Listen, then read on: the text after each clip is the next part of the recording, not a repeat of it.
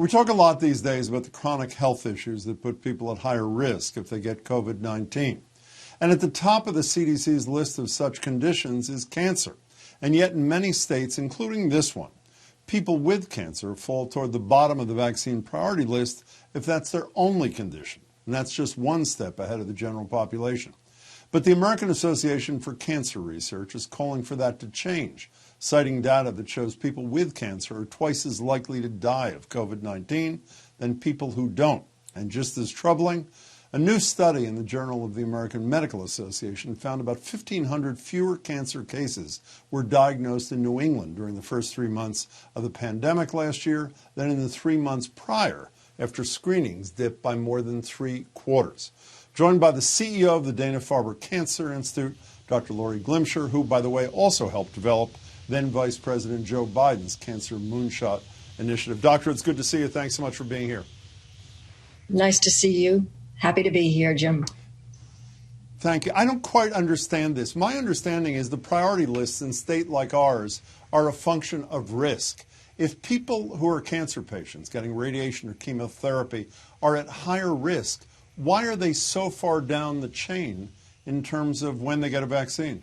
Well, they actually aren't that far down the chain. The number one priority was, of course, to provide the vaccine to healthcare workers, patients who were facing patients and taking care of patients. We had to ensure that our doctors and our nurses and our administrators who are, seeing patients closely were protected. So they were the top priority group. And we've gone through pretty much our entire top priority group, and we will be vaccinating patients hopefully by early next week. And we have already gone through all of our patients to find those and identify those who are at highest risk to get the vaccine first. But I can't believe I'm going to disagree with the head of Dana-Farber. At least my understanding. I understand your providers, your frontline providers. That I get. But my understanding is if you have 2 or more comorbidities, you are in the second step of phase 2, which begins on February 1st. But if cancer, it's hard to say if cancer is the only thing you're suffering from. My understanding is you're behind that whole long list of essential workers. Am I not right about that? I can only tell you that we are going to start vaccinating patients probably February 1st. Essential workers were also being vaccinated. This is decided by the state government, Jim. Okay.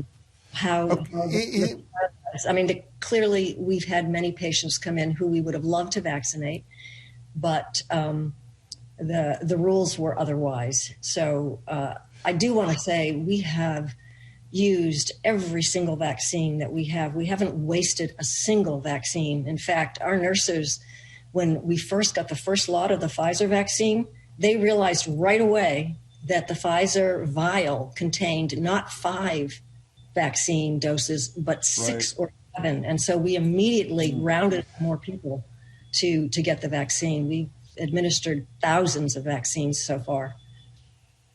Doctor, quickly, if you can, is it safe for the average cancer patient? I know, again, it's hard to say average in this case, for the typical cancer patient to get a vaccination, a COVID-19 vaccination?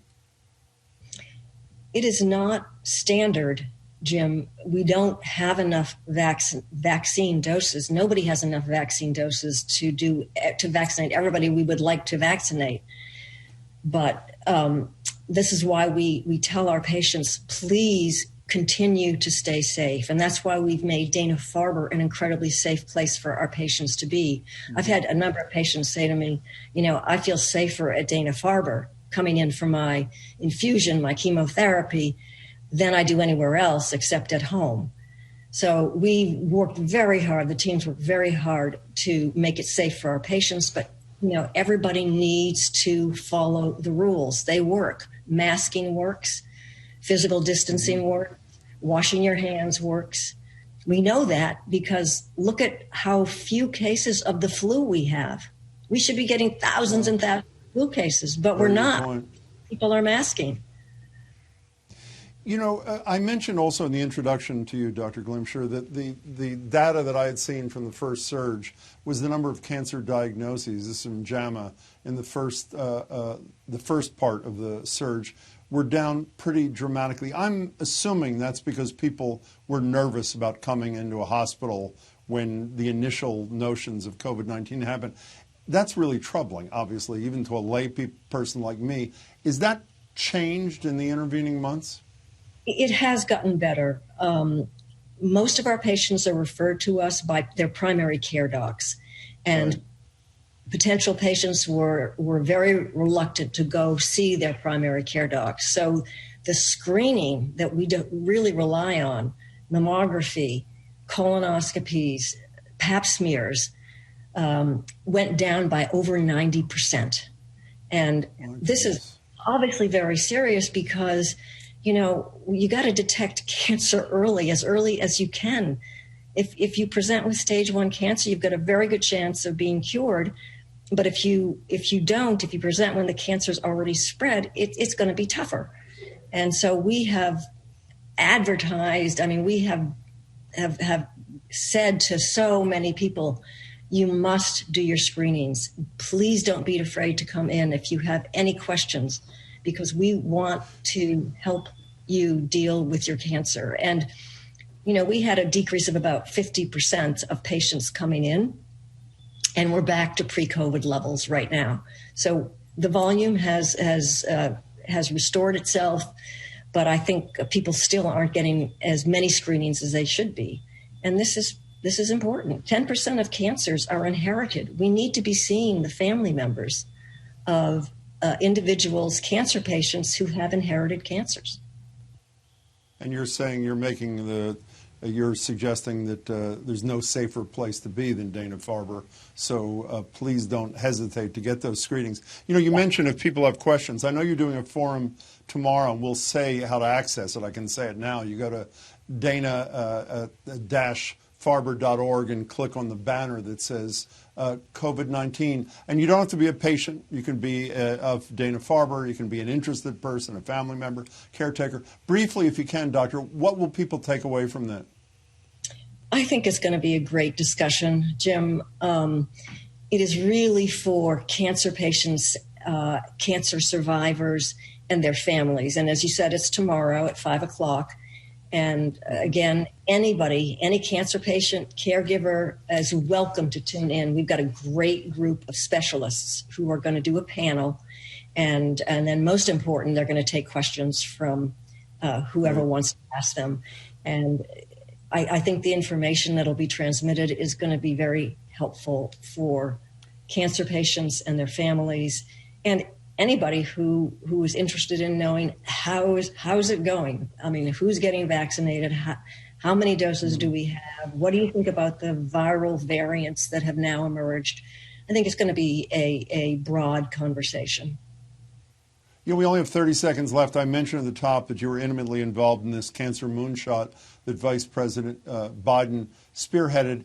Is there any takeaway you have from that experience with the then Vice President that you think is relevant to how we should see him leading the nation on this COVID-19 thing?